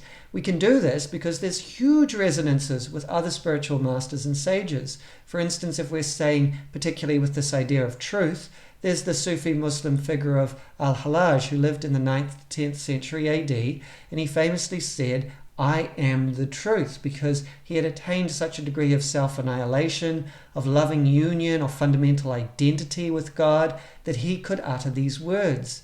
And that being an incredibly controversial statement to make at that time and place in an Islamic society, just as what Jesus said was an incredibly controversial thing to say, controversial being an understatement, a sacrilegious, a blasphemous thing to say in the Jewish society of his time. Just as anyone saying this in a devoutly Christian society would also be extremely subversive. So Al-Hallaj paid for his words with his life. He was executed. But the fact that people have this kind of experience and talk about it, that's true. That's a reality. Going further back in time, if we just look at India, how many innumerable examples are there of this basic kind of unitive experience of the absolute? And this goes back hundreds, maybe thousands of years before Christ. To get a sense of these similarities, there are relatively recent examples. This is a video that I made recently about the Hindu saint Sri Ramakrishna, who lived in the 19th century in India. And I'll put a link to this in the description. He was basically contemporary with Nietzsche. He died in 1886, And he lived what you could basically say was a Christ-like life, a life of renunciation of the world and intense devotion to God. A remarkably moral man, remarkably devoted to truth. And there are many striking similarities, which I talk about in that video, between Ramakrishna and Jesus Christ. So this would be a different perspective on what you could say is the same phenomenon. Or to put it a bit differently, this would be a different perspectival expression of the same absolute truth. So Christ's truth is perspectival in this sense. And it's also perspectival in that if you follow him, you have to take up a certain perspective in relation to him. And that is faith. So finally, I want to talk a little bit about what Jesus is opposed to then, if this is the case. What is he fundamentally arguing against? Murphy applies that he's against a sort of disregard of truth. And I would agree with that. But what does that actually look like? So there's a verse in John I read before Pilate asks him, what is truth? Jesus says, everyone who is of the truth listens to my voice. It's not being unaware of a unified objective truth to reality, but a basic hypocrisy and insincerity and a lying to oneself. This is what Jesus is opposed to. What Jesus is saying is, I have aligned my being so much with the absolute that it shines. And I know that you perceive this. And if you resist me and turn away from me and deny me, it's because of your own sinfulness, your own selfishness. And I think that's basically true. I think that if you saw Jesus and you saw the way that he speaks and acts, not just the miracles, not just sort of standing by and with a notepad and saying, well, he did this, so therefore that's a bit more evidence in favor of him, but instead in an emotional and engaged way with one's whole being, well, how would you respond? So that's more of a kind of existential truth. And the lie involved here is hypocrisy and lying to yourself. The lie is denying what you see. And here I resonate with what Murphy was saying, which is that the Pharisees represent this kind of legalistic bureaucratic drive, which is maybe necessary on some level or in some specific ways, but can get in the way of truth when the truth manifests. And so that's the problem. And so these Pharisees are either letting themselves be blinded by abject devotion to the written word, abject devotion to tradition and procedure, or, and maybe at the same time, they're using that as an excuse to not listen to Jesus because it would require of them more. It would require more from them, a complete reorientation and purification of one's being. And the miracles themselves clearly show something. They clearly contribute to this overall picture. They contribute to a sense of awe, a sense of the holy, the manifestation of the holy, obviously a sense of gratitude if you or your loved one are the one healed. But I don't think we should primarily see the miracles as sort of evidence that we can then weigh in the balance or something like that, because you can always interpret them differently. You can interpret almost anything differently, as the Pharisees did. The Pharisees said, well, he's performing miracles because he has a demon. And just taken by itself, that's plausible. In a sense, that's a plausible and legitimate interpretation. The reason that it's not legitimate isn't in itself because of some rational rebuttal that you could make. The reason that it's not legitimate is because they're saying that, but they know in their hearts of hearts that Jesus is somehow good and of God. And they don't want to, for whatever reason, contend with that and bring that into their worldview and into their reality. Okay, so that is my section on Jesus. Now I'm going to finish off by talking about where Murphy and I agree, or at least where I think that we agree, what Murphy gets right. I'll play a clip in a moment, but first just a word on the painting for this section. This is a painting by Turner, Sunrise, A Castle on a Bay, Solitude. This is here because I'm going to be talking a bit about Ian McGilchrist. Now, Ian McGilchrist, if I recall correctly, I can't remember where he says this, but loves the artwork of Turner, and that is because it's a bit more right brain, a bit more right hemisphere. Everything is a little vague and undefined, as you can see, technically speaking at least. But at the same time, you get the atmosphere. You really get the feeling of the place. So I'll play a clip now, or a couple of clips. So this This one comes just after Murphy quotes Jesus, that quote we've mentioned before, "The truth will make you free." What is he saying here to bring this all home? It's very clear. He's not asking for naive belief. He's not saying, oh, just trust me, and if you don't believe what I'm saying, you're going to go to hell, and just, I'm God, and you have to believe what I'm saying because I'm God. No, it is not. It is simply not that whatsoever. He's saying there is one objective truth. I have seen it from an angle that none of you have seen it from. I'm just here to tell you there is one objective truth, and you need to respect the truth, and you need to conform yourselves to the truth. But if you do that, you are fully permitted to do that creatively and to do that genuinely, unauthentically. What he's saying is, if you really are committed to the truth and you respect the truth that there is one true order in things, then you're allowed to play jazz, is what he's saying, basically. Because what he's saying is, if you are really committed to the truth, then in all of your creative expressions and all of your Dionysian vigor, you're going to inevitably be expressing God. You're going to be inevitably honoring God simply because you are, in fact, aligned to the one true order of things, the Logos, the Word of God, and Christ's Word. So as long as you're attuned to that word faithfully, then you can sing and dance and get drunk like the Jesuits do, and it's fine. It's all going to be fine as long as you're truly living in the spirit of truth. And there are no necessary hard and fast requirements to be stuck in the books all day trying to parse some particular word and trying to make sure that everything you think and say and do is being loyal to some words in a book. Like that, very clear to me that Christ is not asking anyone to be like that. He's just saying, seek the truth in all things, respect the truth in all things, be courageous enough to bet yourself on the truth.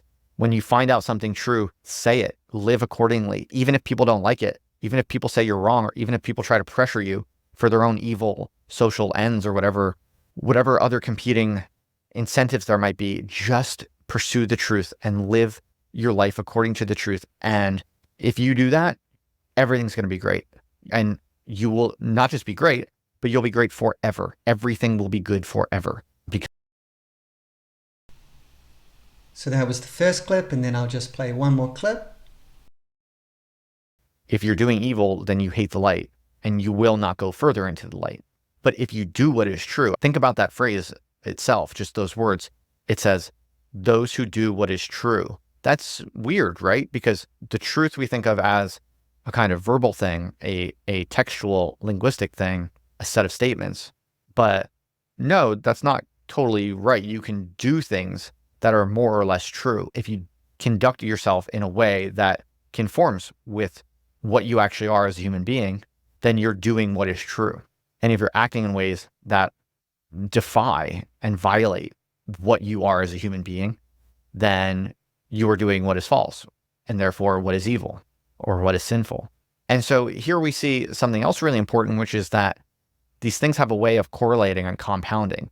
So that if you're thinking clearly and you're seeking the truth honestly and courageously, then your activities are going to become more aligned with reality. They're going to become higher leverage, more effective. You're going to get better results in everything that you do because you are living more truthfully, because you're seeing more truthfully. And then if you're living more truthfully, you're getting more effectiveness, you're getting more leverage out of things, which is just going to make you see more and more faster, to expand more, to gain more resources, to gain more visibility over larger swaths of the territory, let's say. Okay, so the truth, goodness, and practical effective action are all correlated. And if you're doing them all, then they start to spiral upward. And if you're seriously neglecting them, or one or two of them, then it creates a drag on the whole system, and it can start to spiral downward as well. So the first thing that I think that Murphy gets right here is that it's not just about words in a book, but it's about the spirit of truth. That truth is something that can be or involve creativity, authenticity, vitality, vigor. These things aren't antithetical to truth, and they're not just something that is going to be in tension with truth either. And I would say that they are not really just something that is optional either, that these things, at least to some degree, are essential to truth. I think that these things, vitality, creativity, etc., are not only permitted to someone who's sincere about truth, but actually necessary, and are necessary to truth itself. So there is ultimately one truth, and you can be devoted to truth, and you can do so creatively. I think that's true. It's about a fundamental and existential orientation to reality. All that's good flows from that. You can have a wrong orientation and be slavishly devoted to doctrines or propositions that with the right orientation would express and conduce to the truth. And this is an orientation that allows, this good orientation is an orientation that allows vitality and creativity. And I'm sure that that was especially present in very early Christianity with the immediate followers of Jesus in their small communities experiencing the spirit of truth. And this brings us back around to that issue that we began with about the relation of truth and art. So we're finally going to deal with that here. And so here's where we can talk a bit more about what Nietzsche maybe really thinks about the relation between art and truth. So just like with the issue of what is truth, which we explored in some depth at the beginning of this video, one could find quotations that go either way on this as well. One of the hurdles for the view that Nietzsche praises art as merely artifice, as merely pleasant illusion, is that in general he despises those who can't face the harsh facts of reality. Moreover, it seems that art often brings forth these very truths about reality. So for example, in Twilight of the Idols, he writes, "Art also reveals much that is ugly, hard, and questionable in life. What is it that the soul of the tragic artist communicates to others? Is it not precisely his fearless attitude towards that which is terrible and questionable?" So despite certain quotations that you could quote from Nietzsche, where it sounds like, maybe art is illusion or sort of false beautification of reality, here he's praising art precisely for its truthfulness, for its alignment with reality, its accuracy in revealing aspects of reality. So there's likely more going on here than a simple tension or opposition between truth and art. In his commentary on Zarathustra, Lawrence Lampert argued that although for Nietzsche art is worth more than truth, truth in itself is incredibly valuable, and art should never be indifferent to or some opponent of it. Art must always accord with what we know about the world. Its role is to dignify and ennoble it. And he is talking specifically about the chapter on the sublime ones in part 2 of Zarathustra, which is about the sort of ascetic, serious, grim, modern seekers of knowledge. And then we have Richardson. So Richardson goes further and argues that in the late Nietzsche, the will to truth, which is his own overriding will, uses the art drive for the sake of knowledge. In a note from around 1885 to 1886, Nietzsche said, "The phenomenon artist is still the most transparent, to see through it to the basic instincts of power, of nature, etc." So just as seeing through other wills leads to greater knowledge, as Richardson has argued is the Nietzschean position, just as seeing through other wills, through various different wills, leads to greater knowledge, seeing through this particular will, the will of the artist, in which the creative destructive urge of the will to power is least veiled, one gains an especially privileged insight into the nature of reality. So the artist, or the artist in oneself, being this kind of creative, destructive, artistic, expressive thing, this is actually very close to the fundamental energy and direction and drive of reality itself. And so to be able to see through this is to get an insight into truth. And this seems to be Nietzsche's actual approach throughout all his works. He's clearly obsessed with truth to the point where he will even question truth himself. But what remains unstated and implicit is the resolution of that tension, that the will to truth can use the will of the artist to gain knowledge, to gain insight into reality. Just as we saw before, It can use the wills of all the other drives in a person.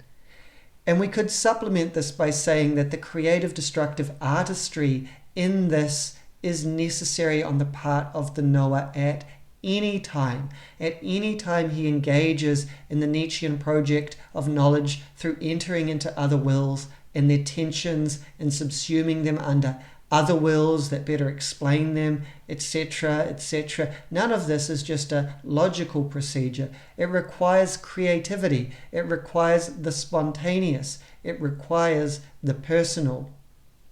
Likewise, as Nietzsche argues, all language is metaphor, ultimately. So all language is ultimately artistry anyway. Not even the conceptual evades this. And so all knowledge in that wider sense also participates in artistry. And finally, for Sadler, who thinks that Nietzsche does ultimately believe in absolute truth, but in a kind of existential truth rather than propositional truth, for Sadler, art in Nietzsche can serve the function of expressing the pre-verbal thought or the direct intuition or the encounter with the fundamental reality, the fundamental truth of reality. So not, of course, in a way which is adequate to it, which sort of, again, that notion of simple correspondence, that notion of something in me just simply matching something in reality, but more like poetry in a way that is evocative, oblique, suggestive, that can be received by those suitably disposed. And this makes me think, once again, of the parables of Jesus. And again, I'm reminded of poetry, which is able to resonate with one if one has a certain openness in the same broad experiences or predispositions as a human being. And then it can bring you something. It can reveal to you something. And of course, not just verbal art, but all art can express non-verbal truth in this way. Take this painting that we're looking at. It's expressing an aspect of reality non-verbally, and so that's why you can't possibly replace it with a description. But it's still giving us something, and it's still valuable, and it's still potentially illuminating, insightful. The second thing I agree with Justin Murphy on, the second thing I think that he's right about, is that truth, goodness, and effective action do tend to correlate. And so there is an argument there. The more that you revere and seek the truth, the more you will tend towards goodness, to moral goodness, and the more effective you will be. Now, that they completely correlate, well, that's an act of faith. For example, if you're killed for your truth and goodness and you don't resurrect, you don't get to rise from the dead. In that case, all your effective action has been cut off.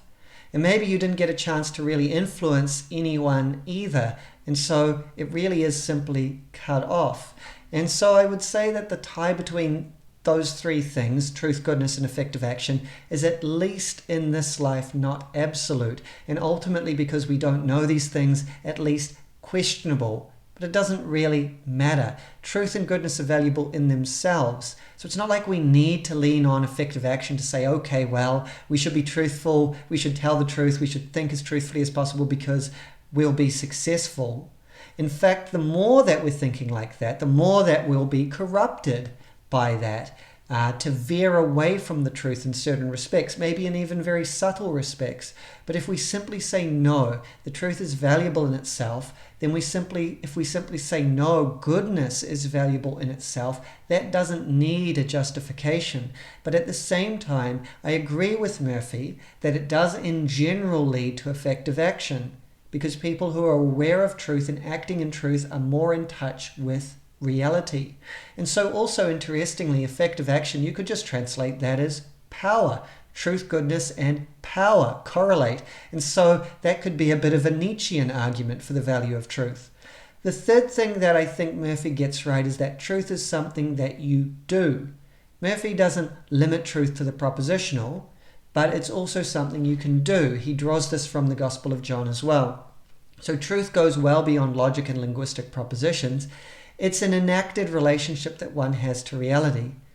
Now, I'm a little unclear of Murphy's specific approach to this because he refers in his video to the Confucian idea of rectification of names and basically says there's a correct word for everything. And he also refers to the idea of natural law, wherein we can rationally deduce what's right for something from its nature. And he talks about this like a rational process.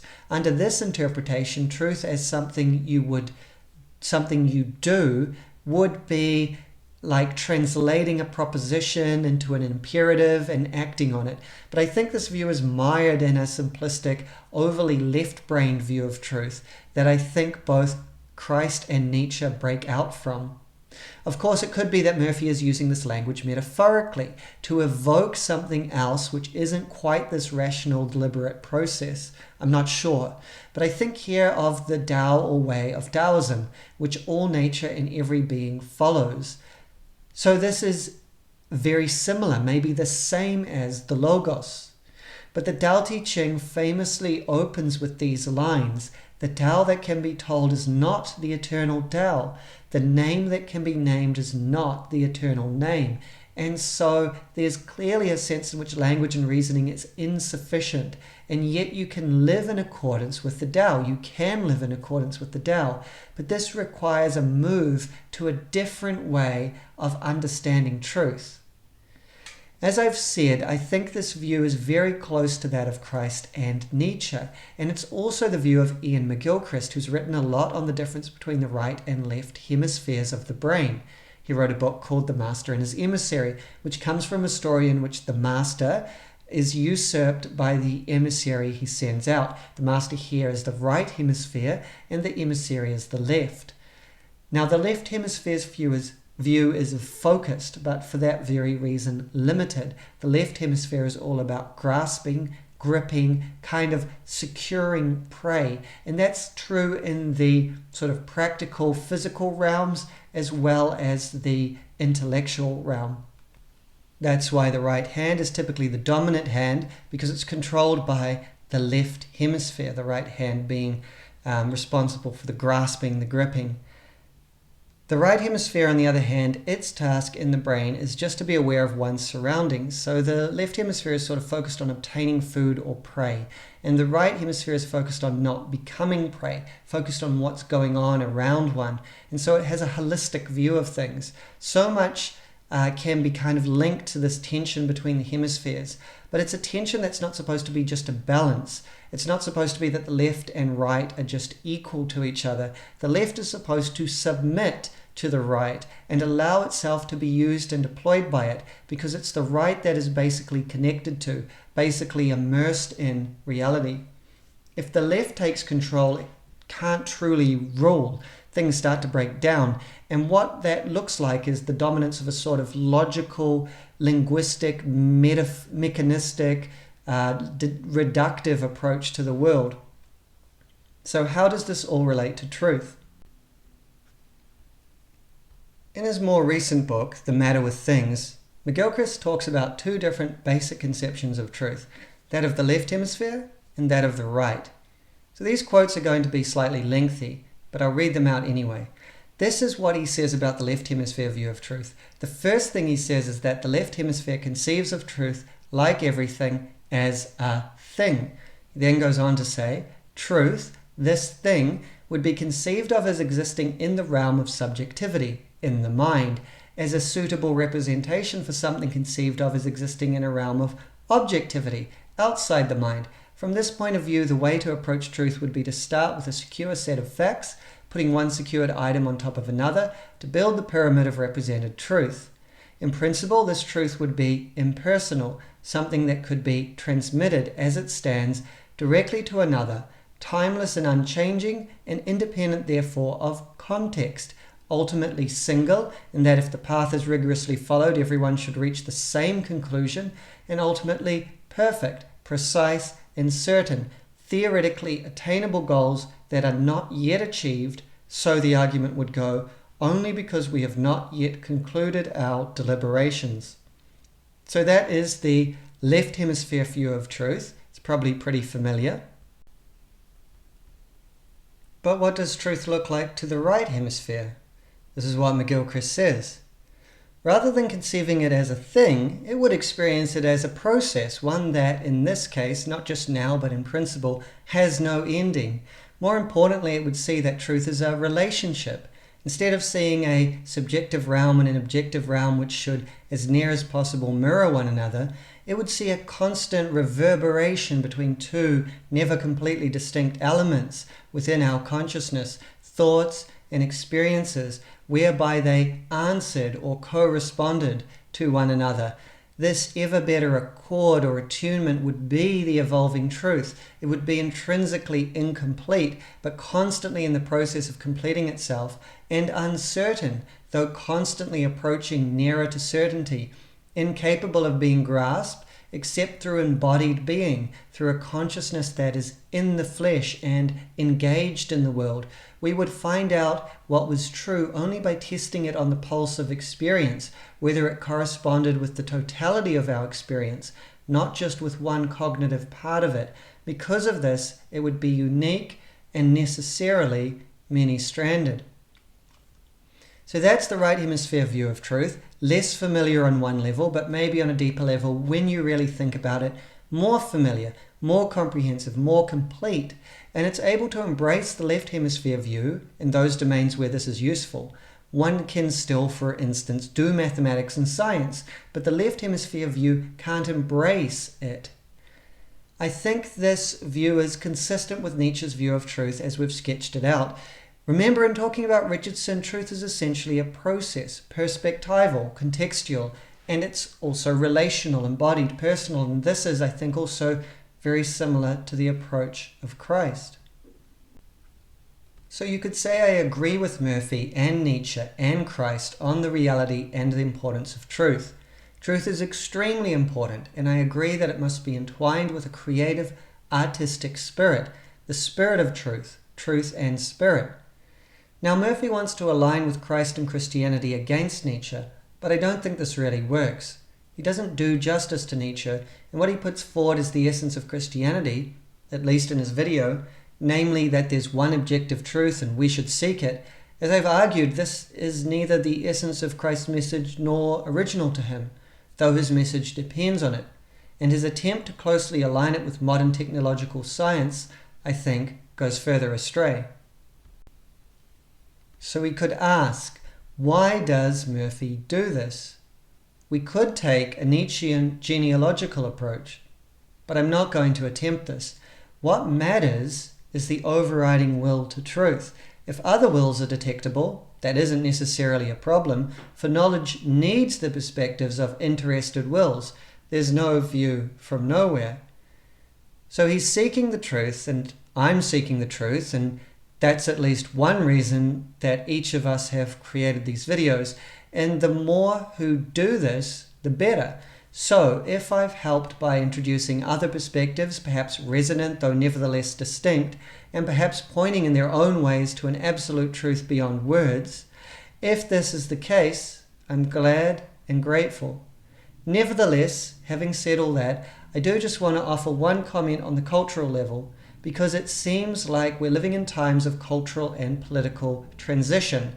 I don't know many people would disagree with that. Something's going on. On the political side, let's say it could be seen as a move toward a post-liberal order. On the cultural side, there's a return to traditional religion, and particularly Christianity, but also a return to Nietzsche. And so I think there's thus a renewed tension between these sort of sides, Christianity and Nietzsche, and a need to separate oneself from the other. And I recognize that Nietzsche certainly did this himself as well. He was very directly and passionately opposed to Christianity in many ways. But I think that for those of us who are positioned to see these perspectives in a different way, from a different perspective, we don't have to fall into the same dichotomy. This is an issue essentially of sort of separating oneself from one's similar rival, especially now when both Nietzscheans and Christians find themselves in opposition to this cultural status quo and feel themselves actually making some progress. But personally, I see less need for this antagonism. Tentatively, I would see Nietzsche as essentially the prophet of our age, the prophet and philosopher of our current age. But nevertheless, Christ is the master of our civilization. He's clearly the master of our civilization. He's at the foundation of it, whether we like it or not. Both are lights, both illuminate, though to be sure, the brightness of each may differ, but the light is ultimately one, reality is one, and truth, though evolving and many-stranded, is unified. On the deepest level and in the deepest way, it is one. What Murphy brings forth in his video, to me at least, is the way of the philosopher, the relentless seeker of truth, the passionate lover of wisdom. This is not confined to Christianity, nor did it begin with it. Neither is Nietzsche, of all people, somehow outside of it. And in this, in not only enunciating this way, but living it, in this I say, Justin Murphy is certainly right.